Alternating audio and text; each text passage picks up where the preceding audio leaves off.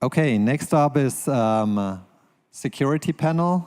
I'm Matthias from Chain Security, and I'm very happy to be here together with a lot of my colleagues in the security industry. So we're going to discuss state of audits and especially focusing on the model which has come up, which is the crowd audits, right? We have two people, we have some from bug bounties and so on, but I'll have all of them introduce themselves first so you know who you are talking to today. So, wants to start? All right. Yeah, so I'm Oliver from Heads Finance. We do crowdsourced audits completely on-chain in a decentralized way. Have a global community of security researchers, and since it's peer-to-peer, we don't even know where they are often. And yeah, we observed a lot of problems in the auditing market, especially when it's a crazy bull market and there's a lot of demand. Then we have seen that auditors have a great pain in scaling up and keeping audit quality high. And so we thought that if we can completely crowdsource this and make it the global community, then that we can solve some of these pain points and as well allow builders to obtain better audits cheaper. Hey, I'm Jocelyn from TradeOffBit. If you don't know us, we're a security company where we specialize in high-end security technology, blockchain, cryptography, application security, machine learning. One of the things that I think differs us from some of our competitors is that we always try to apply the latest research in our day-to-day application. As a result, we have built a lot of open source tools. You might know Slither, Echidna, or Medusa. So all kind of like the tools that we are trying to bring to everyone and to the community. I'm Gonzalo, GM Hacker Online. I'm head of security at Immunify.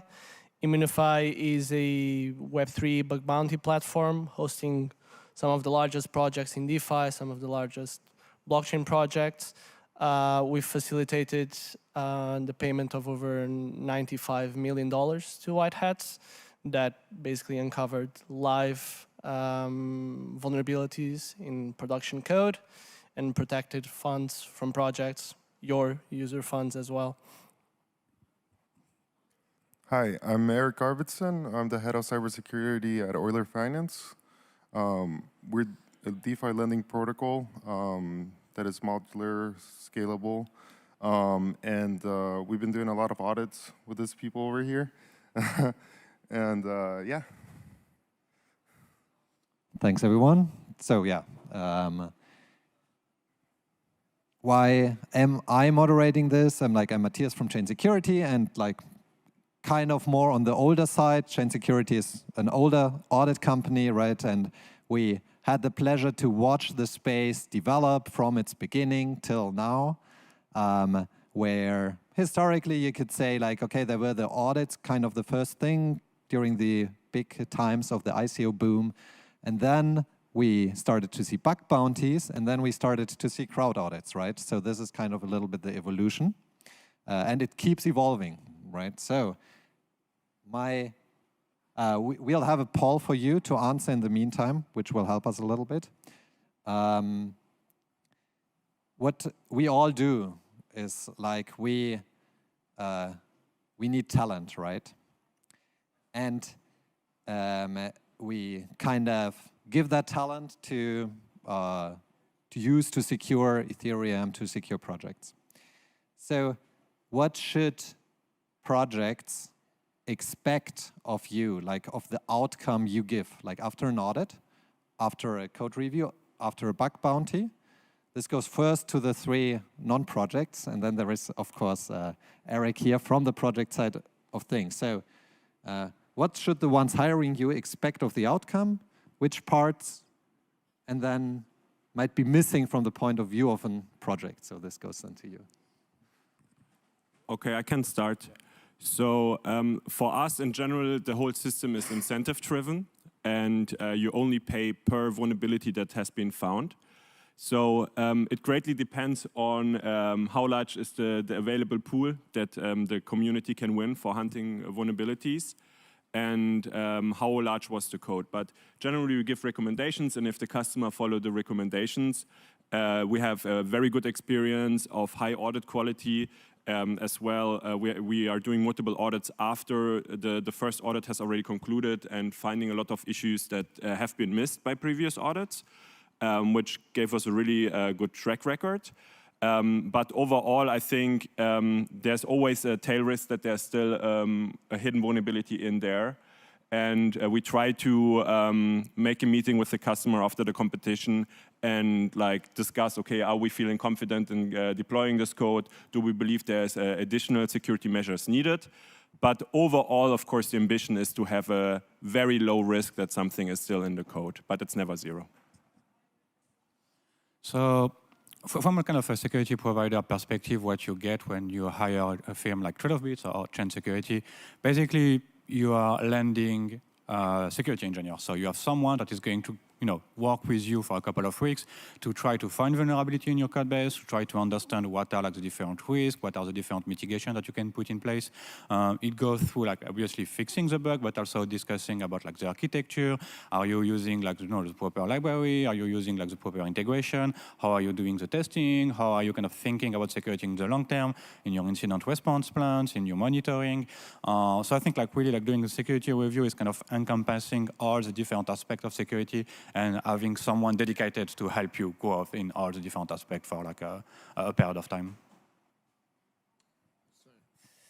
Yeah, I think that projects would first of all expect a security partner from Immunify, from all of these colleagues as well.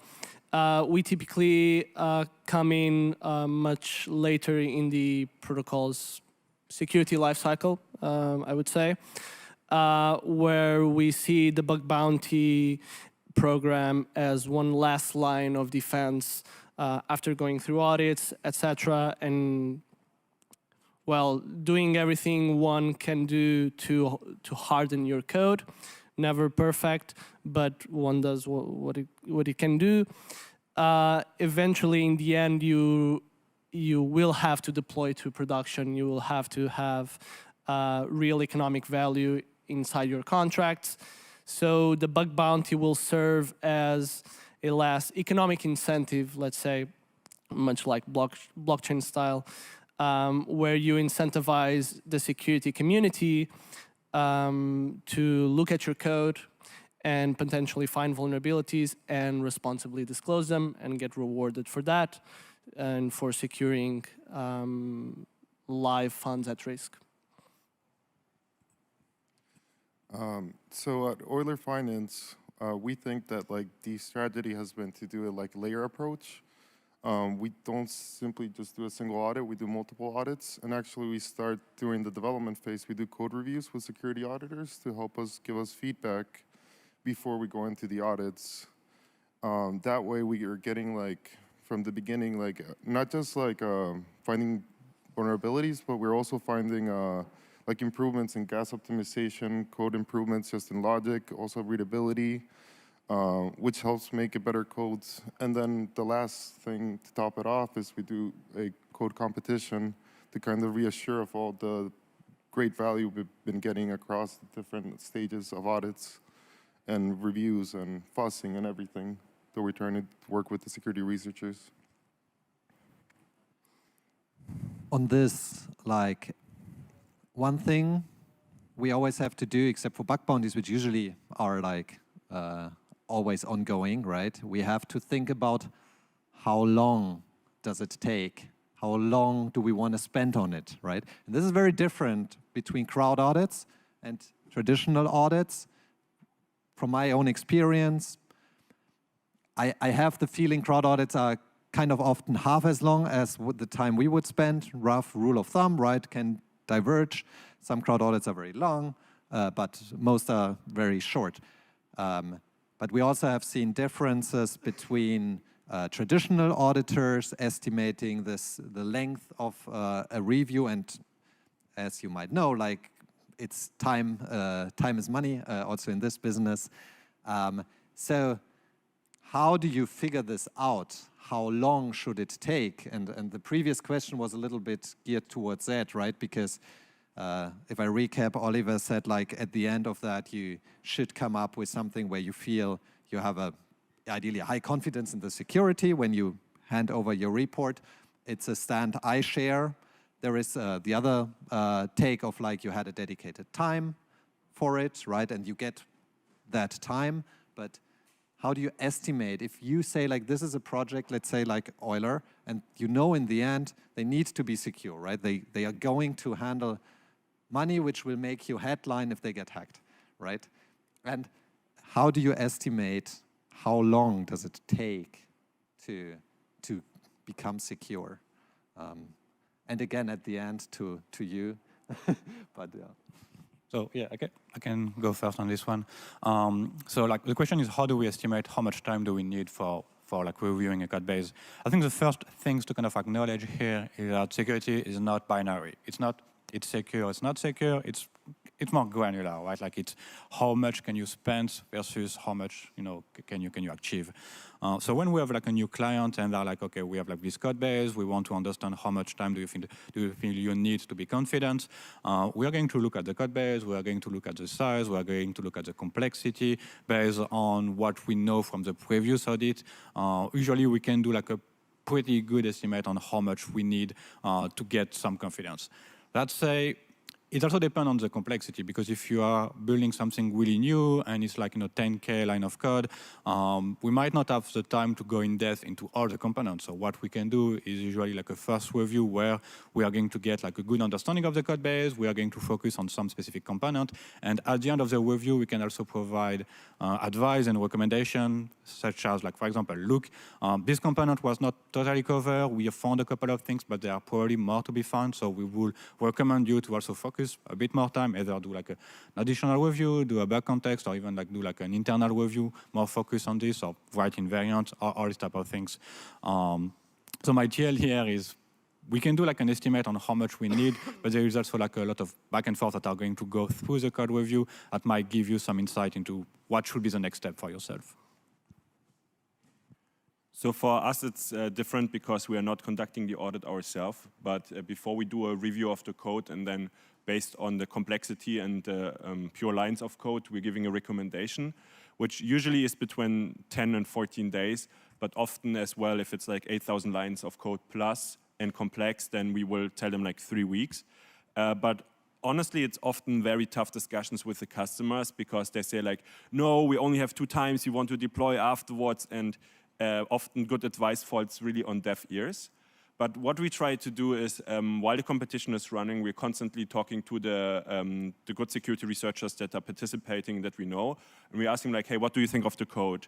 Are you within time? Or they will as well ask us like, hey, can you extend this? And we often extend the audit competitions for another week or so. Sometimes we even increase the pool size. And that is often me just being in the DMs of some founder and harassing him like, hey, please, we need more pool size, we need more time, like this is not gonna be the quality that we want to offer to you. Most of the cases I'm successful, sometimes I'm not. But in the end, we try to be a permissionless protocol, and we try to support the approach of the customer, and then try to guide him into doing what makes sense. Sometimes as well they have a hard stop because afterwards the next audit is starting. Then I worry less because I know, okay, there's like a next step and another audit. But yeah, it's difficult, and I think it will become even more difficult if the market is getting more crazy. In the bear market, it was easier to keep them, like in line and remind them that security is important. But if they feel pressure, they need to deploy next week because someone could fork their code and slap a token on top. Yeah, it's going to be a tough time for us security professionals, I think. So. Yeah, I totally understand what Oliver is saying.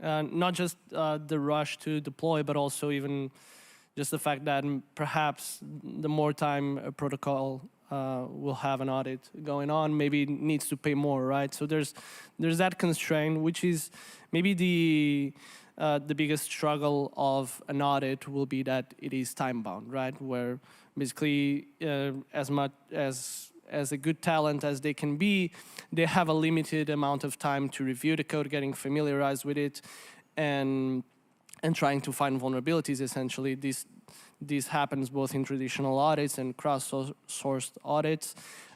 it's pretty normal. That's why I also very much enjoy the like Swiss cheese model, like the layer model, as Erik was saying, where you have multiple audits if possible. But most importantly, and hopefully the industry will start growing towards that, is that it is very important to have a security partner, essentially. As Jocelyn was mentioning, it's not just the audit report output that you have, but also all these conversations and all those advising on what you maybe should be doing. Maybe this pattern will lead you eventually to struggles, etc.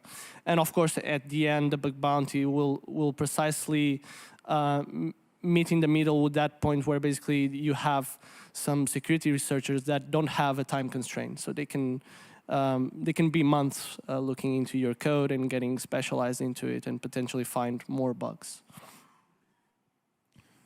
At Euler, what we found is that like one of the big indicators of when picking an auditor is like if they're evaluating the code that they're gonna give us a quote is based on lines of code or actually understand the complexity, because that really ties into the time.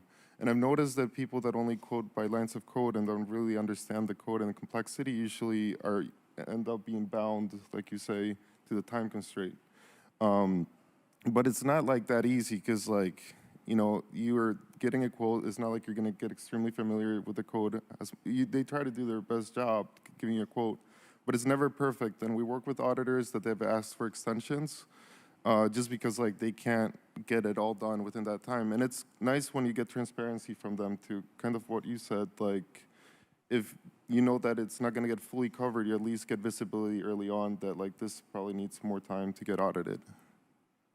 So most of here never got an audit. No. It is, but still quite some got one or many, right? I'll get to an interesting question right after this one. Quick follow-up on this, like you mentioned, sometimes there's not enough time, right? And the same applies to everyone, right?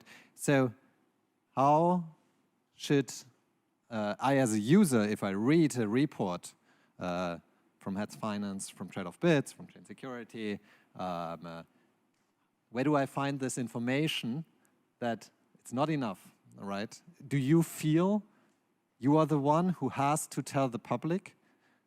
We know the client is kind of the project, right? But still, it's your public report out there. Should it state this warning that this audit was like a limited review? It's always limited, but limited in a sense of, please be careful here.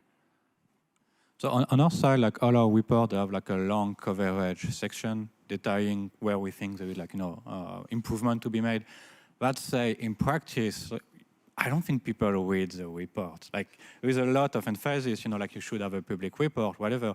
But I'm pretty sure even if we were having like a report, a public report from us saying, don't use this protocol, it's trash, I'm pretty sure no one will read it and no one will notice it. So yes, you can find this information.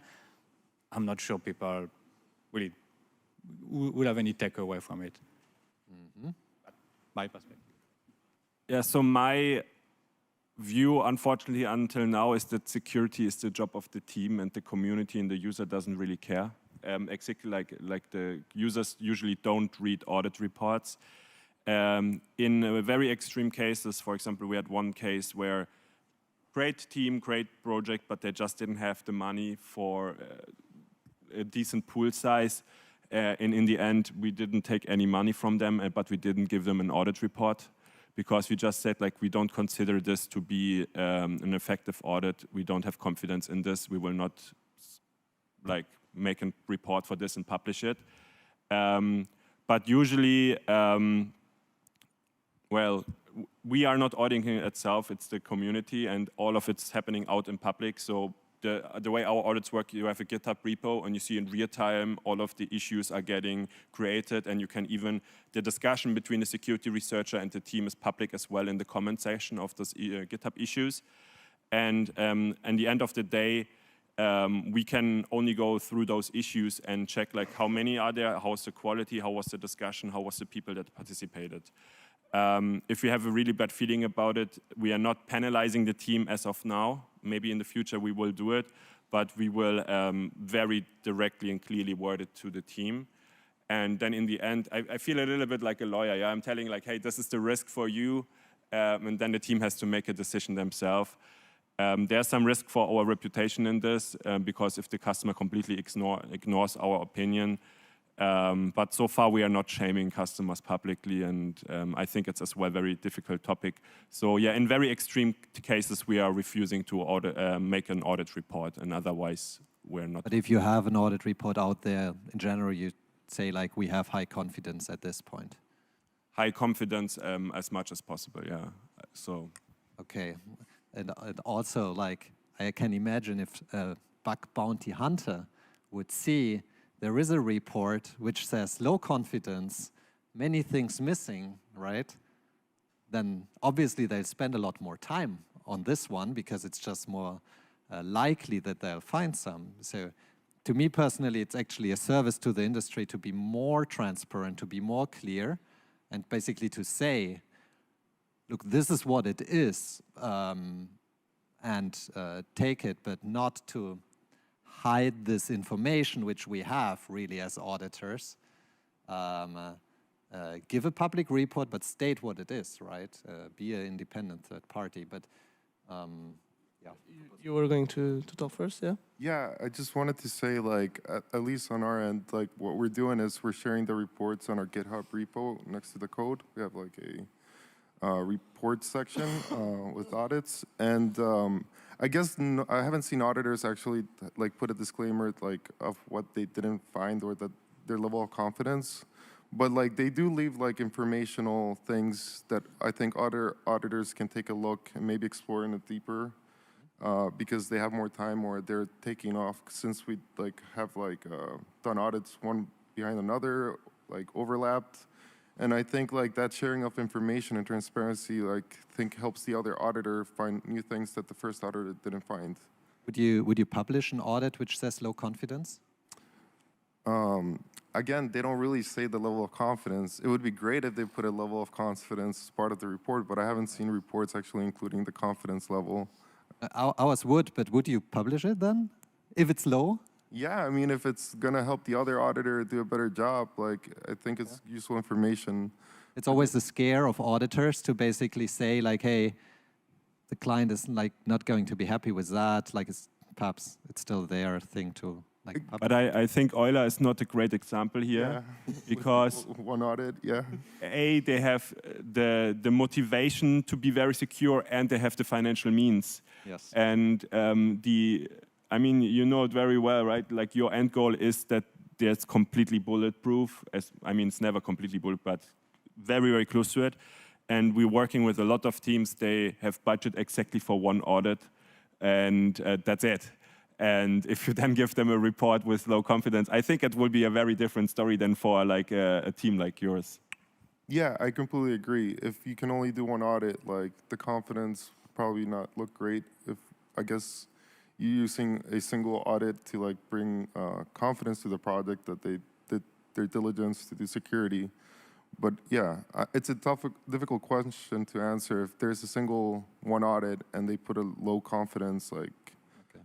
But maybe you can turn it into like a code competition after, like, to kind of like explore it once you deploy and keep finding bugs, and maybe have the contracts be upgradable. I guess it all depends, right?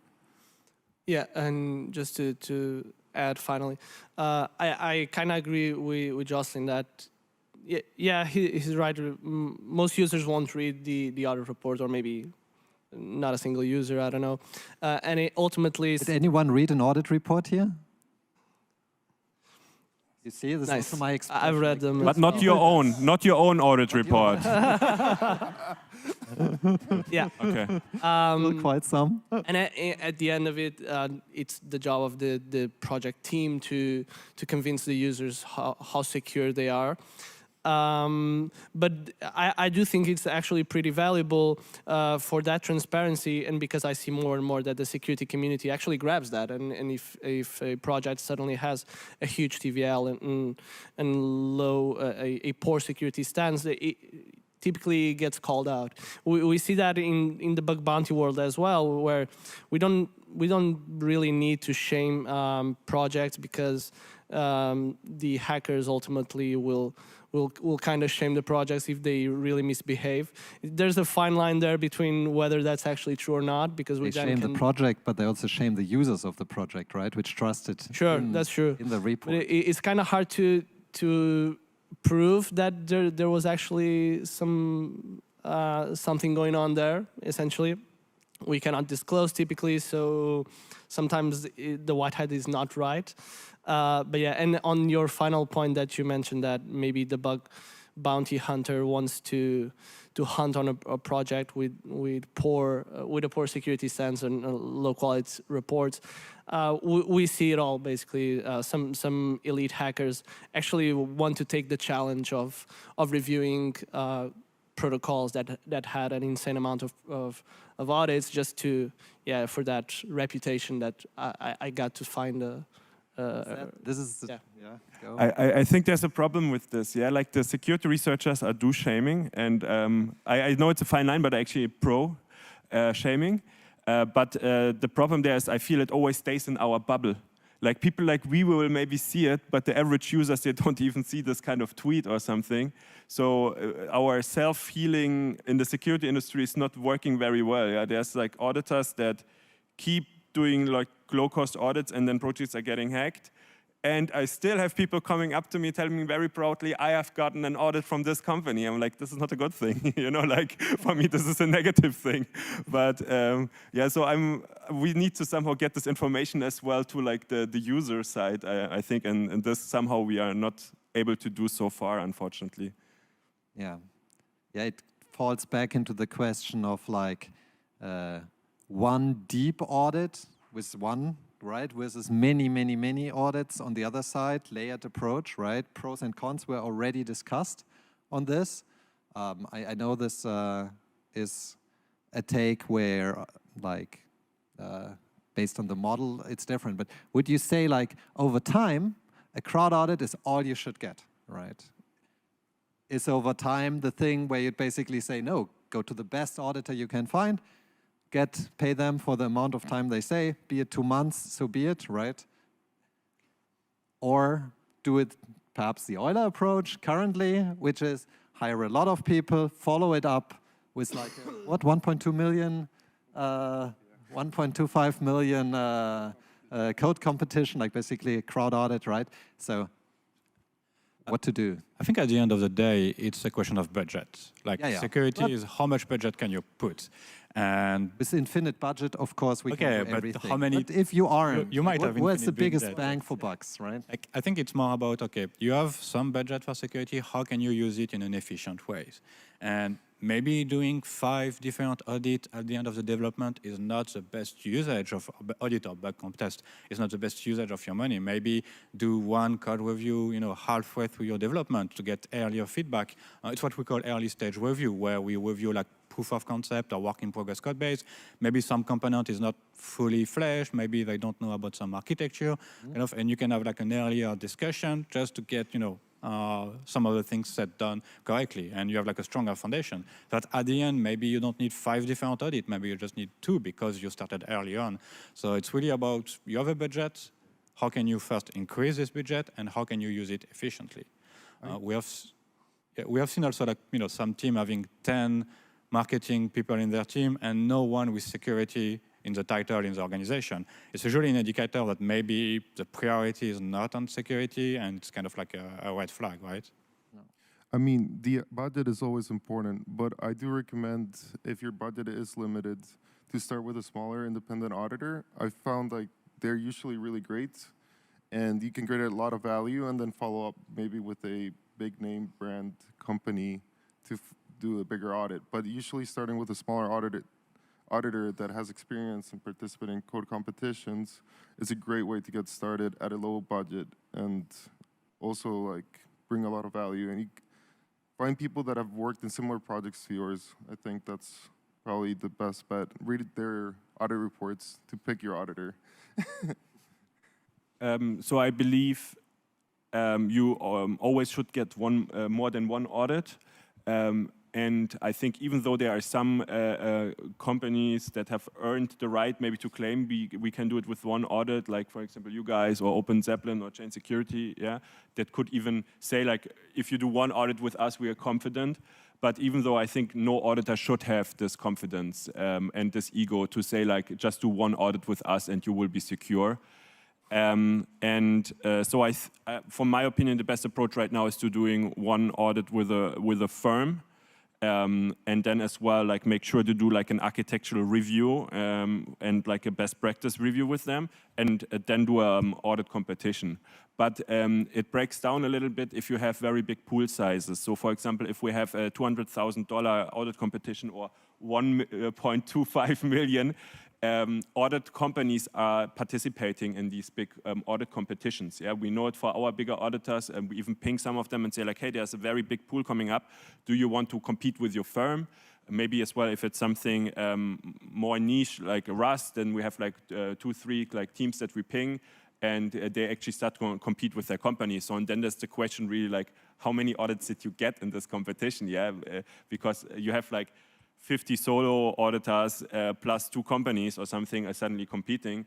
And if you give them a little extra, they as well all make an audit report for you. So I think the boring answer, it depends. I think best practice, centralized audit competition together, and maybe in the future only audit competition, but with big pools and maybe some base fee for firms to make added services on top. You have been a hacker before, right, on Immunify? Yes. So how did you choose in which projects to look? Was it related to how many audits they got, or I think that that really is different for every hacker. There's a ton of different incentives. I think that's ultimately the goal. How can a protocol attract talent and get some good security talent to look at their code, because that's the important part. So very underrated is, in my opinion, get yourself a security partner or a security guy, something that helps you look at your particular project, particular budget, and see what you can do and be as efficient as Jocelyn was mentioning. As for what will incentivize the hackers, there's a bunch of stuff. Obviously, money. The bigger the bounty, the more likely you will be to attract good talent. But also just the challenge, the technical interest in a given protocol. I think that security researchers are more and more getting specialized into a particular protocol model, or maybe a specific, for example, fuzzing or something. And they do. I'm glad they do that, because that's the way they will be more and more valuable in the future. Yeah, a very different set of skills for each hacker, for sure. So I think we are almost out of time, or over time. We've got time for maybe 1 or 2 questions. Yes. So I already got some questions, but take a look at them, also upvote them, right? Ask your own one, and then we can go into one.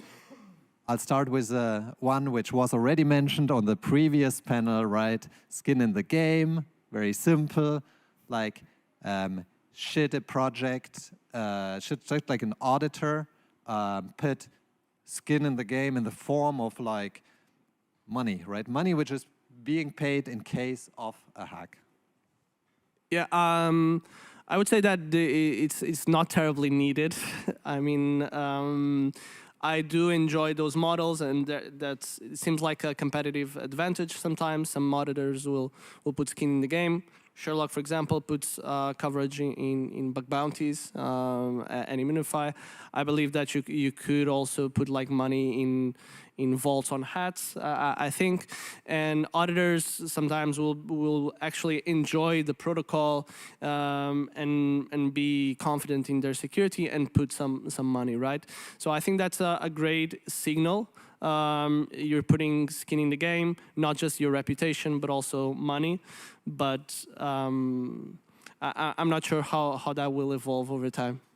Cool. Thank you so much, gentlemen, for your very extensive answers. Let's give them a round of applause. Thank you so much.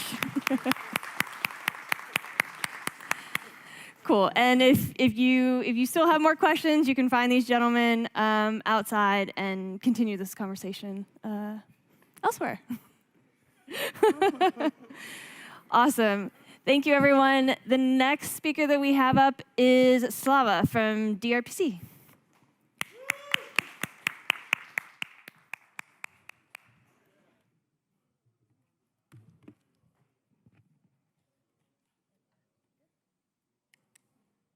Can I take it?